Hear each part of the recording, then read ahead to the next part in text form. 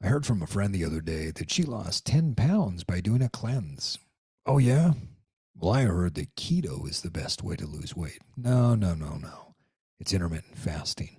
But wait, you can't miss eating and eat high fat. No, no, no. You need to eat clean. Well, I just heard if you go on a long extended fast, that's going to kickstart your weight loss. Guys, we could go on and on and on, but you know it. The message is clear. There's so many processes, protocols, dogmas, and beliefs that are out there that everyone says they've got the secret to losing body fat. They're really confident about it too if you listen to what they're trying to sell you. They have the secret. Or do they? Welcome to the Evolve Podcast. Evolve your body, evolve your mind, evolve your soul, and evolve your tribe. And now it's time to disrupt. And with that, folks, I want to welcome you to another episode of the Evolve Podcast. I am your host, Steve Cutler, and today I want to talk to you about body composition and what the basics are. Essentially, I want to give you 5 reasons people fail to lose weight. You see, there's so much information out there. I teased it in the beginning, and I don't even need to tease it because you hear it every single day. You pull up social media, you listen to the radio, you turn television on, and everyone has the secret to getting that best body. But the problem is the majority of the people out there are preying on your ignorance. They're expecting you to not know the science behind body composition. How do you lose weight? How do you lose body fat in particular? And how do you build muscle? So today we're going to demystify for you. I'm going to upset a lot of people with this particular post, I'm sure, because there are people that want to sell you products, and they're going to be upset if you learn this because you will never buy their products again. Or if you do, you're going to buy them at a significantly discounted amount. But before we get started, I want to thank you for listening to the Evolve Podcast. You see, the Evolve Podcast is part of our passion to provide no-cost to consumer content that will help you disrupt and evolve into your highest self. As a coach, consultant, and speaker for over 2 decades, I know the power and value in having a coach and a tribe around you to help create clarity, consistency, and accountability. So with that in mind, I want to remind you that we offer one-on-one and group online coaching to help you evolve into your best self. For more information on our coaching, please click the link in the show notes, and I look forward to chatting with you soon. And now, on to the show. Let's talk about body composition change. Let's define that first and foremost. You see, body composition is how your body is composed of relative to fat and lean tissue. Now, most of the time you hear people talk about their percentage of body fat and their percentage of muscle. It's really a percentage of body fat and then a percentage of lean tissue, which comprises everything from your bones to your hair, your skin, any other lean tissue. But the 2 things that we typically talk about when we're talking about weight loss is your muscle and your fat. Now, if you learn the science and you understand the science, then you can apply a lot of different principles. And I think one of the most important things to do whenever you start out is learn the basics of what it is that you're trying to do. You see, I believe that the most evolved human beings learn the knowledge, skills, and develop the abilities to pull the levers, push the buttons, and sit in the driver's seat of their own life. Now, you may say, Steve, I don't want to learn the science. Okay, that's fine. You're going to continue to be taken advantage of. But think about it like this for just a second. Set your beliefs aside and set aside this idea that you may not understand the science. Well, when you grew up and you went out on your own, you had to learn about money. Mom and dad weren't there anymore. And if you were making a paycheck and you were paying rent, all of a sudden you had to learn this concept of money. Money coming in, money going out. Where does it go? How long does it last? If I save it, what am I saving for? Can I invest it? Can I grow it? There were a lot of concepts and principles that you had to learn when you were out on your own about money. Well, The way that we ingest food, the way that we expend our energy, the principles are very, very similar. And you can ignore these principles. You cannot learn these things, and you're going to be taken advantage of. Ignorance is never bliss. Ignorance will just lead you into situations where marketing will be continually placed in front of you, and you'll start to develop this mindset that, oh, maybe this is the next thing. You see, I've been in health and fitness for almost a quarter of a century at this point, and I've seen very, very smart people be taken advantage of because they just didn't understand the basics of the science. So again, let's go back and talk about body composition. Well, body composition, for today's episode, we're just going to talk about it in terms of muscle and body fat. So we want to build muscle and we want to lose body fat. Let's just get that out of the way. I don't care if you're a man or a woman, you want to build muscle. Now, if you look at the density of muscle and how much a pound of muscle is, if you were to lay a pound of muscle out on the table, it's very small. It's very dense. Doesn't take up a lot of space. Now, a pound of fat, on the other end, is not as dense. That's why it's bigger. It's not that muscle weighs more than fat, or vice versa. A pound is a pound, but it's the size and the density that matters. Women, when you build muscle, which is an extremely difficult thing for you to do because your hormones are not set up to help you in that realm. But when you build muscle, you develop shape. Your muscle develops a certain tone to it, which basically means when you touch the muscle, it touches back. A lot of times when people talk about tone, what they're talking about really is that they want some definition in there. But tone is the tightness of the muscle. Definition is the shape and the separation where you can see one muscle separated from another. Oh, I can see your shoulder. I can see your arms. I can see the difference between your biceps and your triceps. You have the horseshoe on the back of the arm. That tricep is showing up. That's your definition. The tone is the tautness of the muscle.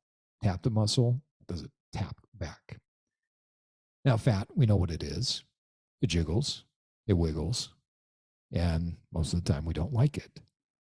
So when we want to change our body composition, there's a not commonly understood basic priority principle that you need to learn.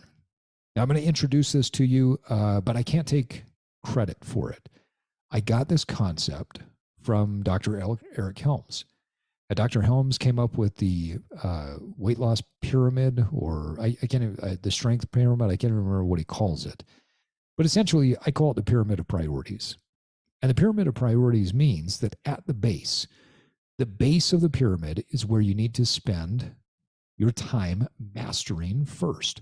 Once you have those things mastered, then you move up from there. The tip of the pyramid, you spend the least amount of time on, always. So stay tuned, because at the end of the episode, I'm going to give you the 5 most common pitfalls people fall into when they have a goal and they want to get lean or build muscle.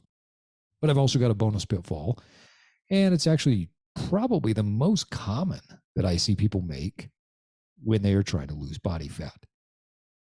Now let's talk about the pyramid. Imagine at the base of this pyramid, you have something called lifestyle.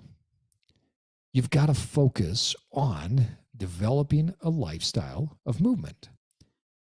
When you understand that your lifestyle plays a significant role in your body's ability to burn fat and build muscle, you focus there first. There are some basics when we talk about lifestyle that just are. You understand these things are happening inside of your body without you having to do anything about it. Your total daily energy expenditure is a combination of things.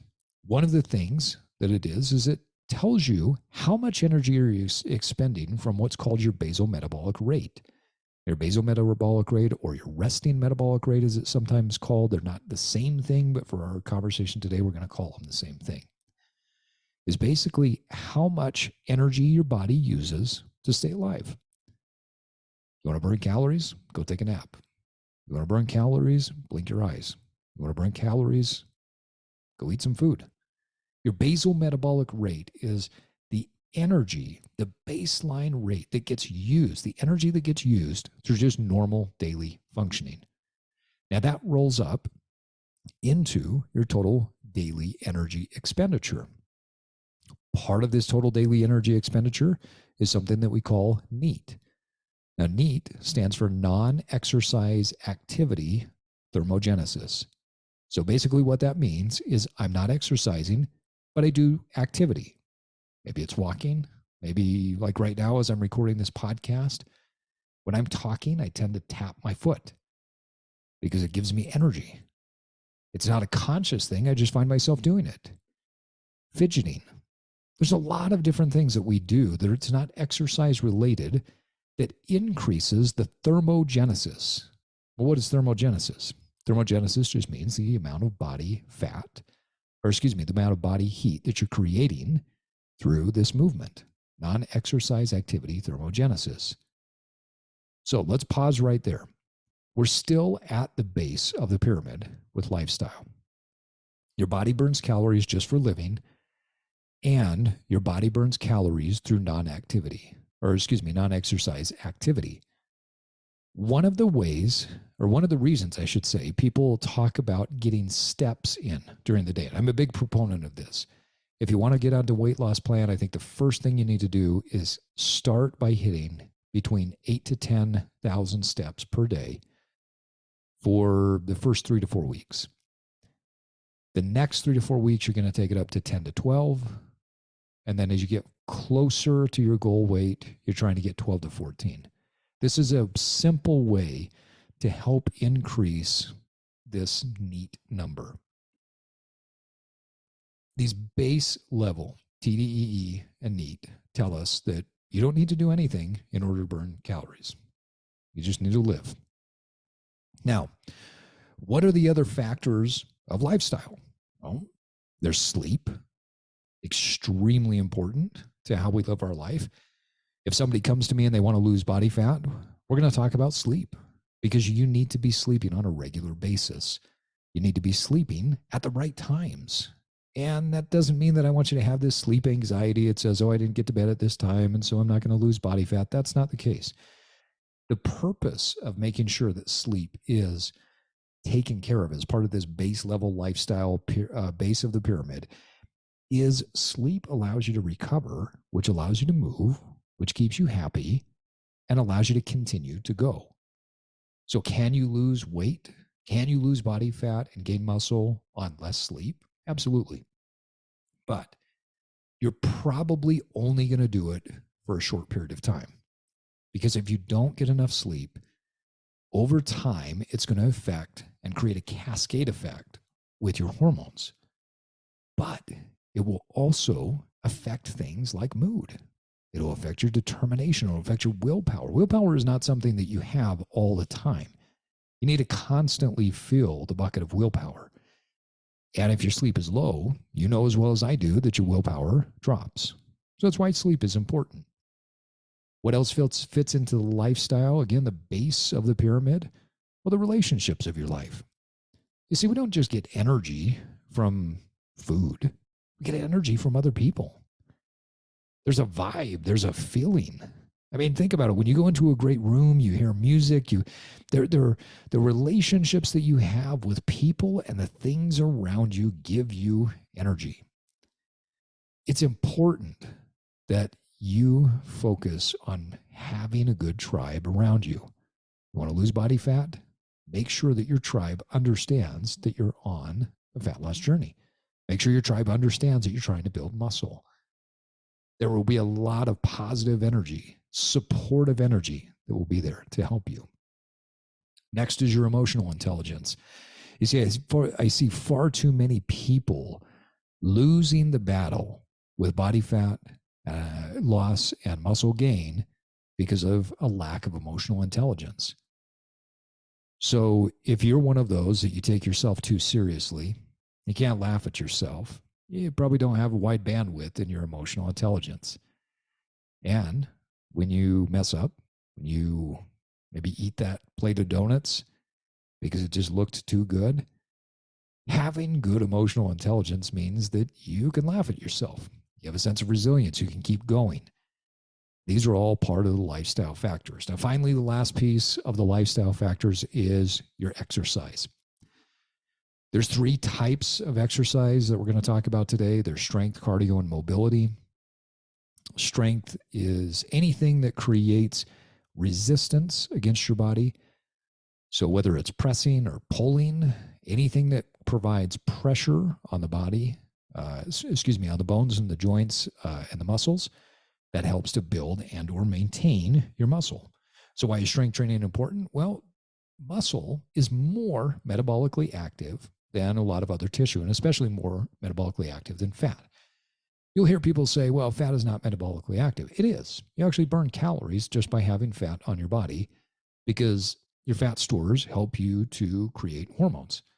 But muscle is more metabolically active, which means you burn more calories just by having more muscle. You want to learn how to eat, you want to eat more, build more muscle.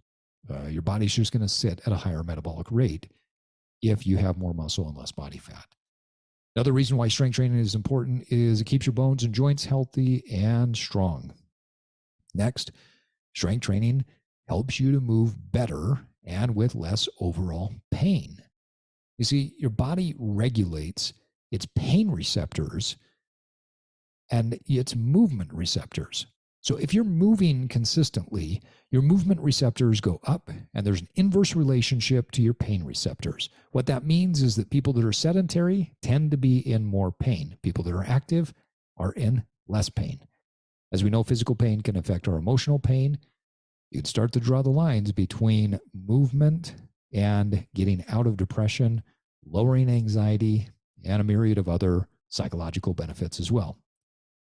Finally, strength helps with what we call your metabolic flexibility. Now, if you're like me, you have that one food or that one treat or whatever that you just have a hard time resisting. Now, see, I've got a couple of things that my wife makes that I absolutely love, and I don't really feel guilty when I slam an entire pan of brownies or an entire plate of cookies that she makes because they're just amazing.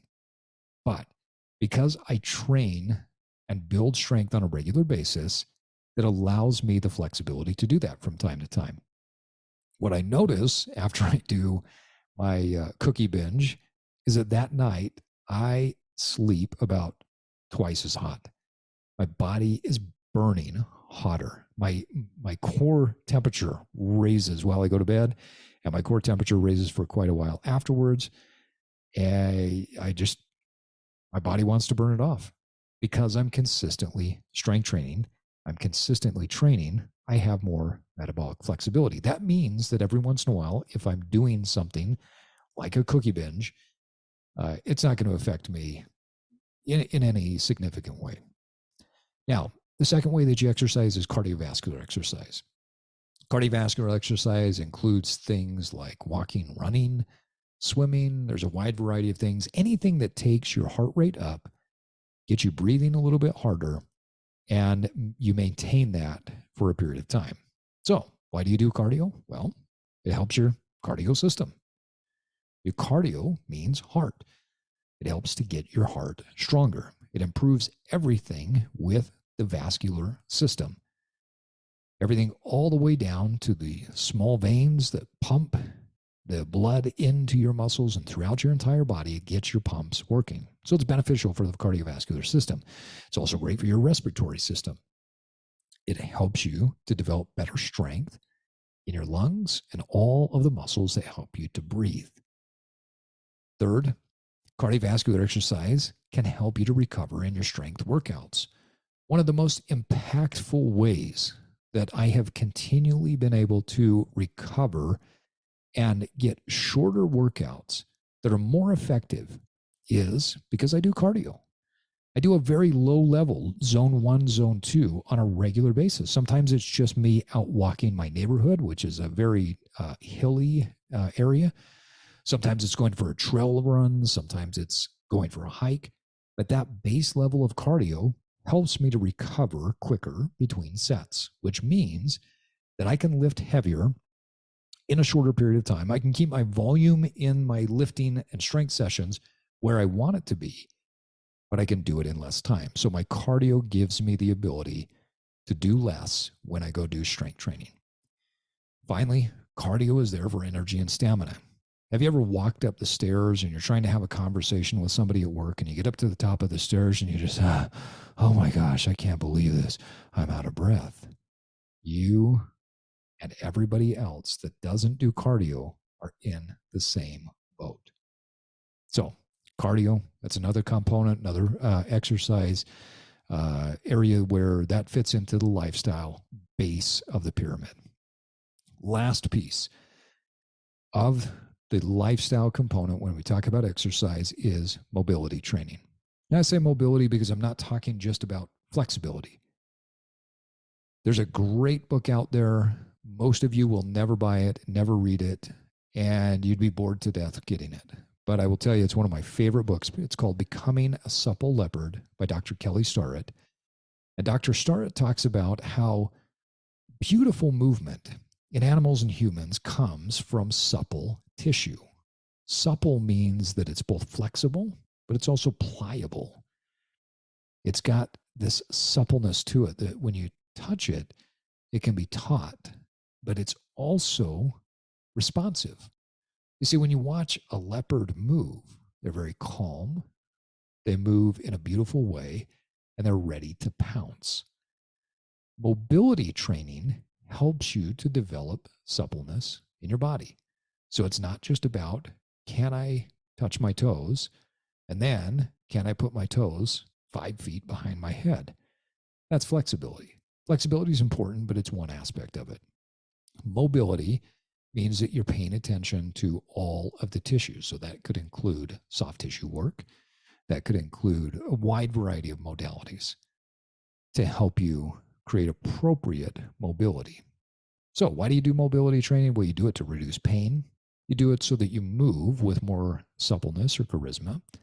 And finally, you do it to keep tissues healthy and supple so that whatever comes up in life, like today, we've got 2 or 3 feet of snow out my window.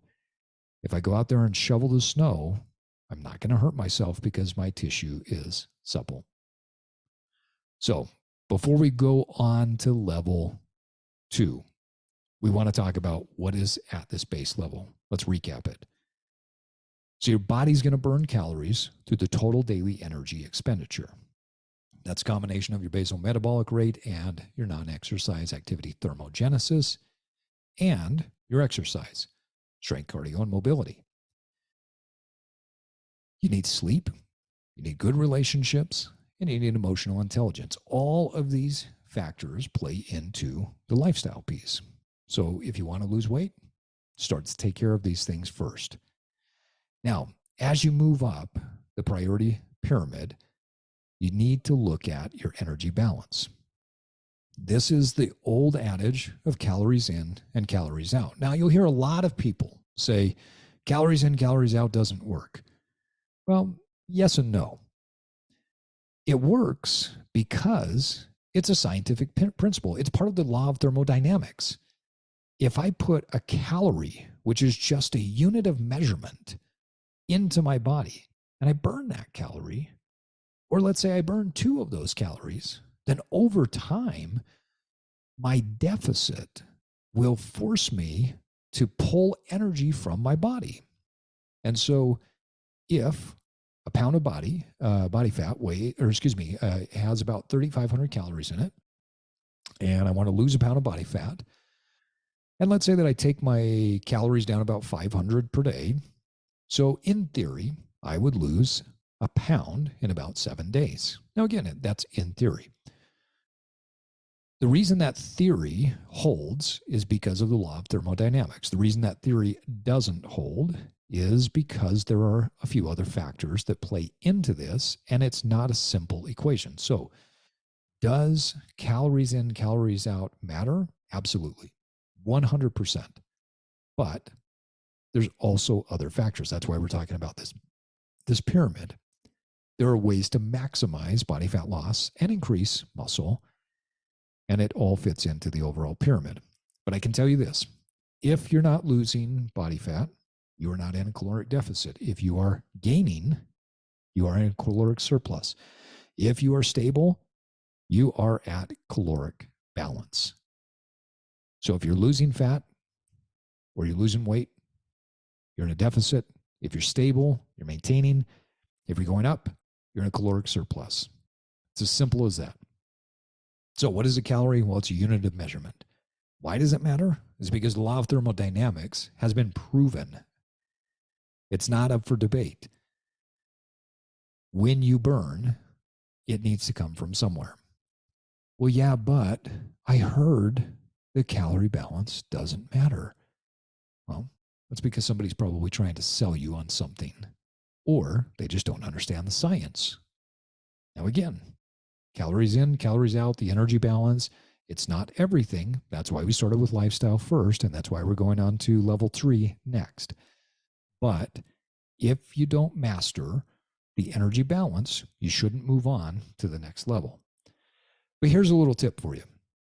Now, it's really hard for us on a day-to-day basis when we look across an entire week to say, can I stay in that caloric deficit all 7 days?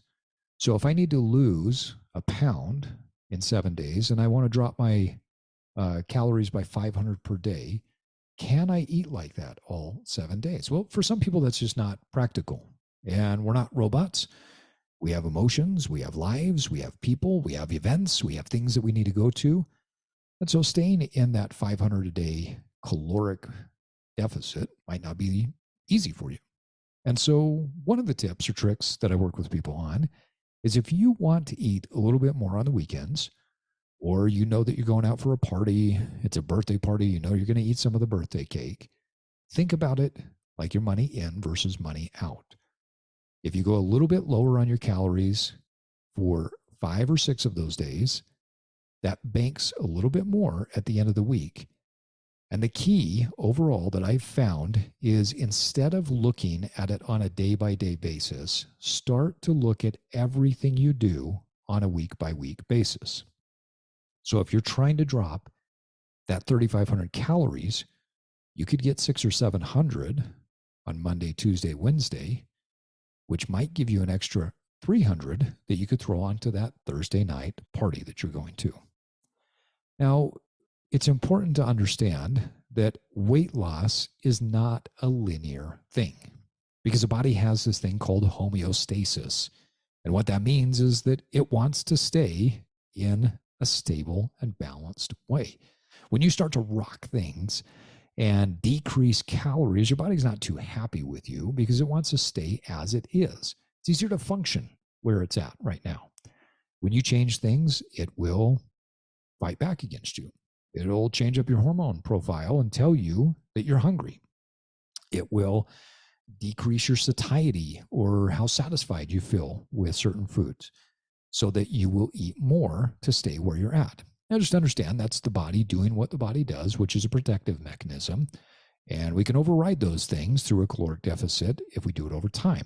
But remember, look at caloric average over a week, not just a day, and understand that your weight is going to rise and fall. Now, it is absolutely impossible for you to burn a significant amount of fat in a day and or gain muscle in a day. So why does the weight on the scale go high and low? Well, your metabolism might be a little bit higher that day. You might have extra fluids. You might be bloated. You may not have gone to the bathroom, but it's extremely normal for weight fluctuations to happen throughout the week. If you start tracking the week by week with your body fat and your overall caloric intake, you're going to notice the change over time. Don't stress about hitting right on your caloric number today if it's going to, because the reality is we look at things on a week by week basis, and that's how your body's going to change anyway. All right, so base level of the pyramid we've already talked about is lifestyle. Second tier of the pyramid is your energy balance. We go up to the third tier, and now we start into your macronutrients. Macro means large. Nutrients are what we are feeding our body, and there are three primary macronutrients and a fourth that's a bit of an ancillary that can be beneficial if you're in a certain way of eating. The first one is protein. If you want to lose weight, specifically fat, and gain lean tissue, you need to prioritize protein. Why is that? Well, protein helps to build muscle. Muscle is essentially a bunch of amino acids, which are the building blocks of both muscle and protein. And so when you eat protein, you're helping to fuel the body so that it can build and or maintain your muscle. You see, when you go into a caloric deficit and you maintain a caloric deficit for a period of time, your body will start to pull energy from wherever it can. It'll pull it from fat stores. It'll pull it from the sugar that sits in your liver and your muscles. But at a certain point, the body can pull protein, break it down to amino acids, and through a process called gluconeogenesis, which essentially just means I can make sugar out of nothing. It will take protein and turn it into sugar and utilize it as a fuel. So why do you eat protein? You eat protein so that you spare whatever muscle you have. If your goal is not necessarily to gain muscle, your goal has to be to maintain whatever muscle you have. If you lose muscle, you lose overall metabolic functioning, meaning that your metabolism goes down, your rate of burning goes down, and you will not be able to eat as much. This is where the yo-yo cycle of diet comes in. Most people diet, they lose a combination of fat and muscle because they don't strength train, they don't prioritize protein, and so the metabolism goes down. Then they go back to eating the way that they were eating before, but the metabolism has dropped because the muscle tissue has gone away. And they gain a little bit more, but this time the muscle or the weight that they're gaining back is all fat. And little by little, this cycle continues. That's why 30 years later, it's extremely difficult for you to lose. And when you say, oh, I've tried everything, no, you haven't. You just have done what everybody else has done. You've done the yo-yo cycle of dieting. You didn't prioritize protein and you didn't preserve your muscle. Second reason protein is important is it helps to increase overall metabolism.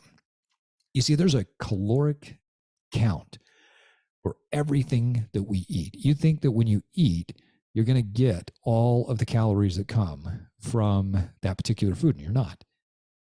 Because it takes energy, it takes calories just to process the food. And it takes more calories, or what we call a thermic effect of feeding.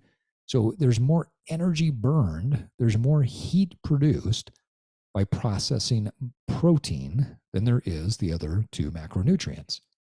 So it helps your metabolism, supports your metabolism to keep your protein high. Third, tissue health. Protein is the building block for so many other tissues, not just muscle.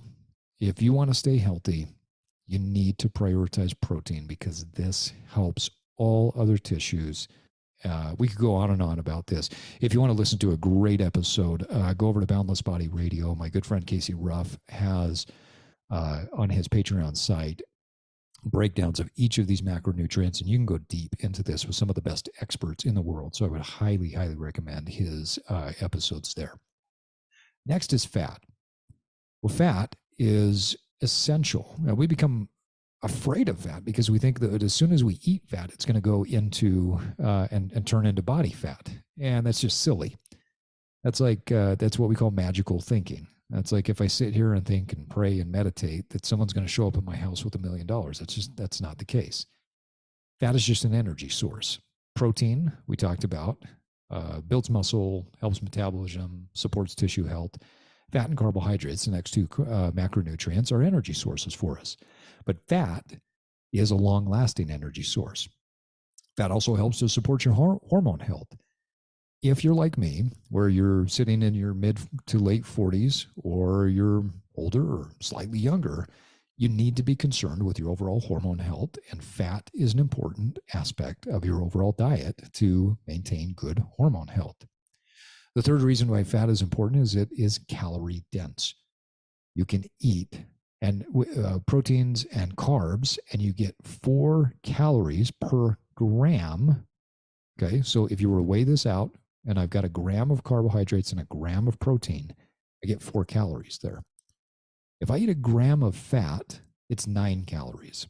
So this is how people can overeat when they eat fat, because you can eat a lot of it, but it takes less in order to get more. So it's very calorie dense. So if you're going on a long hike, you're going on a backpacking trip, you need to run a marathon, any type of endurance training, prioritizing fat is important for you because it is calorically dense. Finally, we've got carbohydrates. Well, carbs make you fat. Nope, they don't. Excessive caloric intake over time makes you fat. The reason people say carbs make you fat is because it's really easy to eat a lot of carbs, especially if those carbs are in the form of a simple carbohydrate like a sugar. Why do you need carbs? Well, carbs give you energy, and specifically, they give you short-term energy. Now, here's an interesting thing that most people don't know. There are what are called essential amino acids. Essential amino acids basically just mean that your body has essential needs that come from these proteins. So these proteins, building blocks, these amino acids have to be eaten. Your body doesn't produce them on its own. So you need to eat these. Your body also needs what are called essential fatty acids. So think about that. Your body can't produce these fatty acids, and your body can't produce these amino acids. So that means protein and fats need to be ingested because they are essential for living. They're essential for your body, but they're also essential for your overall weight loss. There is no such thing as an essential sugar. There is no such thing as an essential carbohydrate. Now, that doesn't mean that we don't need carbs or shouldn't eat carbs. It just means it's not essential for the body. So if you choose not to eat carbohydrates, yeah, that's fine. You're probably not going to be bad. You might not be happy. It's up to you. Everybody's different. Now, I told you that there's 3 macronutrients and kind of a fourth, and that fourth is an energy source called ketones. Ketones are an energy that's produced when your body gets into what's called a ketogenic state. That's when your fat is higher, your protein is higher, and your carbohydrates are extremely low. Your body will start to produce ketones, and that's what your brain will function on. The brain needs sugar in order to function, or it can function off of ketones. Your body can get energy from ketones, and ketones can be very effective. In fact, a lot of people, when they get onto a ketogenic or a carnivorous diet, they find that their energy levels don't dip, they don't sink, they stay fairly stable. But if you're like me, you have a really hard time just eating carnivore, meats and eggs all the time. I just don't enjoy that all the time. I like to have a little bit more variety. And so, while I will be low carb more often than not, just because that's my preference, and I'll be keto or carnivore for periods of time if I need the mental health benefits and the clarity benefits that come from it. But I'll still eat carbohydrates. So protein, fats, and carbs are the 3 macronutrients that you need to worry about. And if you are choosing to go on a ketogenic or a carnivorous diet, you need to be aware of ketones as well. So at this point, if we talked about nothing else, and we just went through level 1 lifestyle, level 2 energy balance, level 3 macronutrients, guess what? You're going to be building muscle and losing body fat. But I want to teach you the others. And I want to teach you the others with the understanding that those 3 base layers are where you need to put the majority of your time and focus. As we move from levels 3 to 4, 5, and 6, you have to understand that these other 3 have less impact overall. Again, we're looking at a pyramid. So think about a pyramid. It gets smaller as it goes up. That means that 4, 5, and 6 have far less impact on your body composition. They're beneficial to health, but they're less beneficial to your overall body composition. So what's a level 4? Well, this is where we talk about your micronutrients and your hydration. Again, micronutrients, these are things like vitamins and minerals. Hydration, obviously, how hydrated are you? Do your muscles, does the rest of your body have the hydration that you need in order to function? Micronutrients and hydration, they're essential for health, but they are not as essential for losing body fat. Well, Steve, why is it that I see people walking around with this gallon of water every time they go work out? No, it's because there was a belief at one point that if you are drinking a ton of water, then it's going to help you to flush the fat out of your body, which is simply not true. Now, don't get me wrong. I'm a big fan of staying well hydrated. I'm a big fan of making sure that your micronutrients are there so that you stay healthy and functioning well over time. But will drinking a lot more water get you to lose weight? No, it just simply won't. The science isn't there. Now, let's move up a bit. As we go from 4 to 5, we're getting close to the top of our pyramid. And this is where we talk about nutrient timing and frequency. Now, 25, 30 years ago, we used to think that nutrient timing was much more important. We thought that you had to optimize in 45, meaning that right after you worked out, you had to get proteins and carbohydrates in to optimize your recovery. We thought that eating every 2 hours would help to boost up your metabolism and help you to lose weight faster. And what's happened is we've learned over time that those are just theories that were unproven. But nutrient timing and frequency still play into this. They're going to be less effective on your overall fat loss. Again, we're almost at the top of the pyramid. But the most important thing when it comes to nutrient timing is what I referenced before when it comes to caloric intake. And that is how many calories are you consuming per week versus what you need to consume in order to lose your body fat. So if you need to be at a weekly 3,500 calorie deficit, well, pay attention to weekly. That's the nutrient timing thing that matters.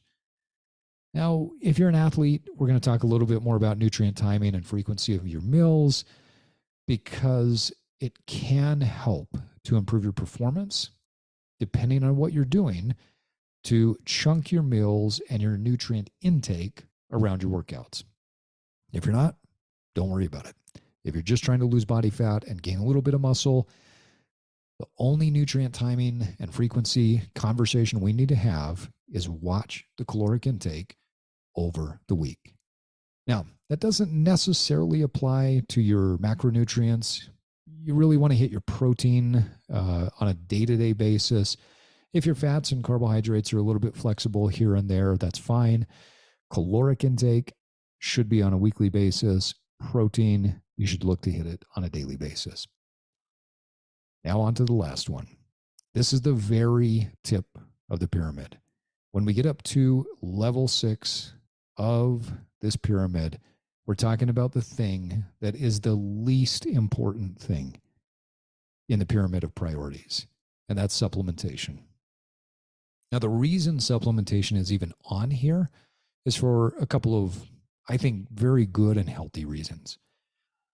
Number one, we live in a society that is constantly bombarding us with low-level stress almost all the time. That text message buzz, the phone call, the person that has access to you at any point in time, the boss that can pull you up on a FaceTime, or even if you're remote, like we just have access to low-level stress hitting us all the time. Our ancestors never had that. And so the human body didn't evolve to handle that in a positive way. And so there are supplements out there that can help to offset that. For instance, if you're training on a regular basis, a lot of the research has shown that calcium and magnesium and zinc supplements are extremely beneficial. In fact, many bodybuilders, weightlifters, athletes, they tend to be very low in the CalMag zinc area. And so supplementing with those can be extremely beneficial. There are other things that can be beneficial along the way. But again, when we're talking about body fat, body composition, supplements have a little bit to do with it. And it's more so of an ancillary benefit rather than a direct benefit. Another ancillary benefit that we find from supplements are supplements that will help you to become calm and go to sleep. So for instance, at night, oftentimes I will take a magnesium supplement. I might even take a valerian root. And by taking those two things, it helps me to calm down and gets me into a state where I can sleep better. I may also take GABA, which is a neurotransmitter. It's actually a neurotransmitter inhibitor, and it basically shuts my brain down so that I don't know if you're like me, but my brain just keeps going, trying to solve the problems of the world, even when I'm going to sleep. And GABA helps to shut that down so that I can sleep better. So these things don't have a direct effect on your ability to gain muscle or lose body fat. The one caveat to that is creatine. If you take creatine, it's the most tested and most widely used supplement in the world that has been proven to be effective not just for increasing muscle, it also has a lot of brain benefits as well. But when you take creatine on a regular basis, you can, if you're training the right way, increase your muscle mass quicker. So when we talk about body composition change, something like creatine can be extremely effective. So there you have it. We've laid out the pyramid for you. At the base, we've got lifestyle. At the second level that you need to master, it's energy balance. The third level is understanding and making sure that your micronutrients are there. Then we go up to 4, where we're talking macronutrients and hydration. 5 is nutrient timing and frequency, and 6 is supplements. Now, as we come to the end of this and you understand these basics, you might be asking yourself, well, Steve, where do I start? We'll start at the beginning. Start at the base. Look at the factors in your lifestyle that are negatively affecting you and make some changes. If you're not working out on a regular basis, create a habit of doing it. Go for more walks. If you've got a lot of stress in your life, ask yourself, what can I do to reduce that stress right now? And what can I do to reduce that stress on a consistent basis? Once you have a lifestyle that has improved, then start to pay attention to your caloric balance. That energy balance, energy in, energy out, is a critical piece to your overall weight loss. Once you get to that level, you'll start to see some pounds coming off and you'll notice a change. Then, when you dial in the macronutrients and you keep the caloric balance below where it needs to, if we're trying to lose weight, or above where it needs to be to gain muscle, the macronutrients will start to matter. Now, what are the reasons? I told you at the very beginning that I was going to give you the 5 reasons that most people fail when it comes to losing body fat. Number 1, they use magical thinking. Now, if you're not familiar with magical thinking, this is where you might hope, wish, dream that something's going to happen, and you think that if you shut the door this way, that somehow great things are going to come, or that if you just are a little bit nicer, or you pray a little bit harder, or whatever it is, that something is going to happen. The number 1 reason that people are failing is they use magical thinking rather than understanding the science and applying the science. If you apply this pyramid, I guarantee you're going to lose weight. Start to apply this and move away from the magical thinking. The second thing is they don't stick to the science. They try it, but they don't stick to it. They hear it, but then something contradicts it. Well, yeah, but this research came out. Oh, but what about this? Oh, I heard that. The basics haven't changed. They truly haven't. Lifestyle's always been important. Energy balance goes back to the law of thermodynamics.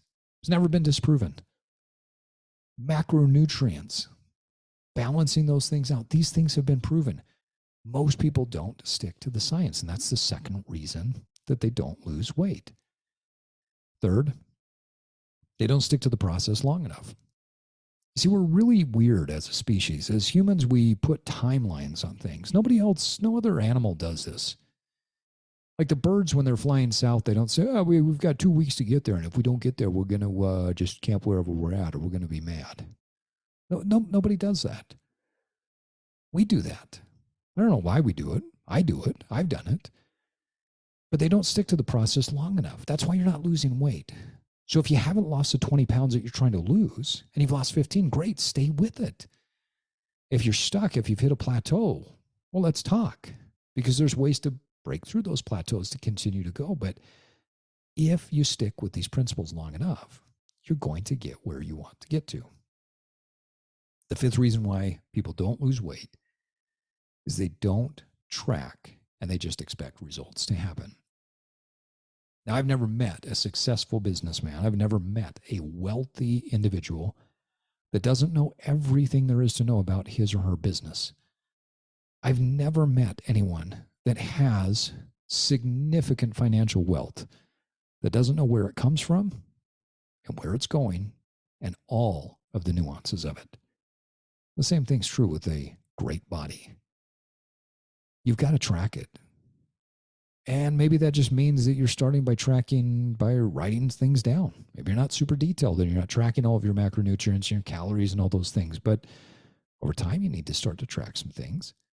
Because if you track it, whatever gets measured gets changed. Whatever you focus on increases or decreases in the case of body fat.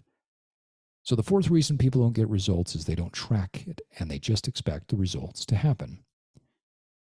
Finally, the fifth reason people fail is they don't take into account their personality and their emotions. Now, as I mentioned before, I have a proclivity towards brownies and cookies that my wife makes. It's part of my personality. It's part of my emotions. When I smell those things, there's comfort. The brownies come from, when I was a kid, my mom used to make those. My wife has found this recipe, 20 some odd years ago, pretty early on in our marriage. And they've become famous with our friends and our family. And I love them. I feel great when I eat them. They're not horrible. I don't get a headache from them. They're wonderful. Now, I know that I have a tendency to eat a ton of those when they're around. And so I don't ask her to make them a lot. One of the main reasons why people fail, and I put it here as the fifth reason, is they don't take into account their personality and their emotions. You see, there's a lot of ways that you can apply what we've talked about today. If you want to get into a caloric deficit, you could do intermittent fasting.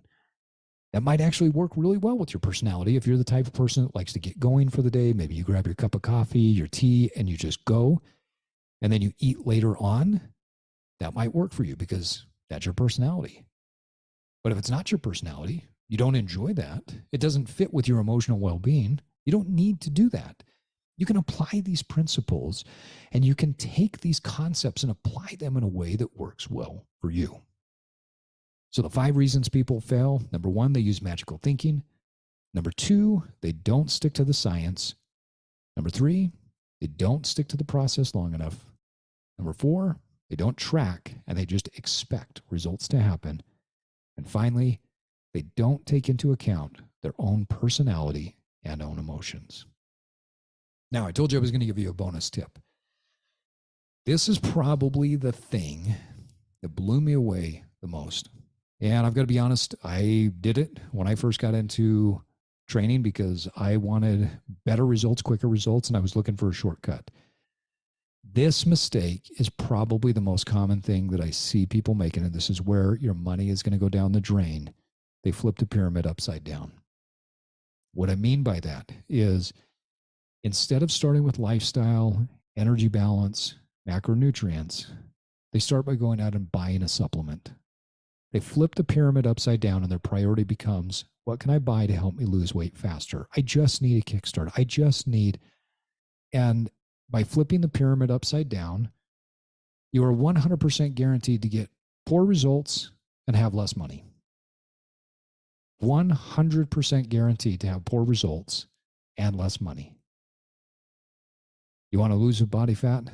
Go back to the pyramid. Focus on your lifestyle. Become a more evolved human being. And you're going to be 6 months from now, 9 months from now, 12 months from now, whenever it is, because we don't care about time, a more evolved human with less body fat and more muscle. So there you have it, folks. You know the basics of body composition. You can apply the tools in whatever system you want. Again, you want to decrease your caloric intake through intermittent fasting? Sure, if you like it. Want to drop your calories and get more protein through eating carnivorous? Yeah, great. If you enjoy that, do it. You want to get more protein through more frequent meals of clean eating? Great. If that feels good to you, do it. but stick to the science. Don't get too caught up in the dogma. Don't add another religion to your life. The religion of nutrition doesn't need to be there. Understand the basic science and understand that you can apply several different tactics and approaches. But also don't forget to have some fun with it. You see, building your most evolved physique is difficult enough, but it can also be a lot of fun. And on that note, folks, it is time for us to wrap up another episode of the Evolve Podcast. Hey, I want to thank you, our listeners, for joining us for this episode of the Evolve Podcast. I am Steve Cutler, reminding you that it takes time and consistency to evolve. But first, you have to disrupt. And now, it's time for you to get out there and evolve. Thank you for listening to this episode of the Evolve Podcast. Follow us on your favorite podcast app, and if you haven't done so, please give us a rating. As an independent podcast, it really helps us get more reach. This podcast is part of our mission to help millions of people evolve into the best versions of themselves. Please check out our coaching services at evolve-cast.com or pick up some of our Evolve merch. Until next time, keep evolving.